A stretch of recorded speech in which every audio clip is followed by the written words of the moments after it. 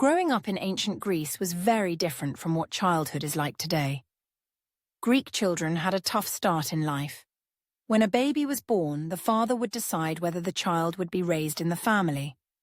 If the baby was weak or sickly, some families would abandon the child, which sounds very harsh to us today, but back then it was a way to ensure that only the strongest survived. Those who were accepted into the family were raised with love and care. But life wasn't always easy.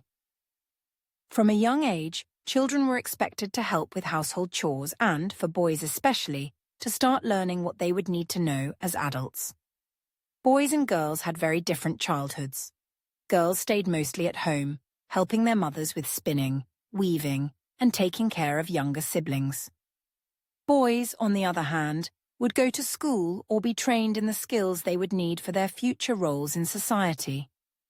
Despite these early responsibilities, children did have time for play. Playtime in ancient Greece was similar to what children enjoy today. They played with toys like dolls, clay animals, and wooden chariots. There were also games like knucklebones, which were similar to playing jacks, and a game called episkyrus, which was a bit like soccer, where two teams tried to get a ball over the other team's line. Children would also play pretend games, imitating the adults around them or acting out scenes from their favorite stories. But playtime didn't last forever. When boys reached the age of 7, it was time to knuckle down and start serious learning. For boys in Athens, this meant going to school, where they learned to read, write, and do math. They also studied music, poetry, and the works of famous writers like Homer. They would learn to play the lyre and sing songs about the gods and heroes of Greek myths. Physical education was also very important, so they spent a lot of time practicing sports like running, wrestling, and throwing the discus, all to become strong and healthy. It wasn't all fun and games, though. Boys were expected to work hard, and their teachers were strict.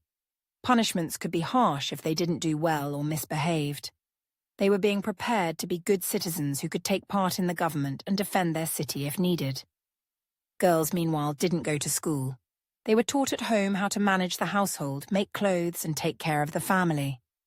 They had to learn how to be good wives and mothers, as this was seen as their most important role.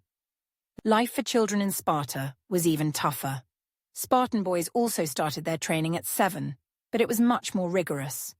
They were taken away from their families and placed in the agoj, a military school where they were trained to be soldiers. The training was harsh, with little food and strict discipline. The boys were taught to endure pain, hunger, and hardship without complaint. They spent most of their time exercising, learning to fight, and living in barracks with other boys.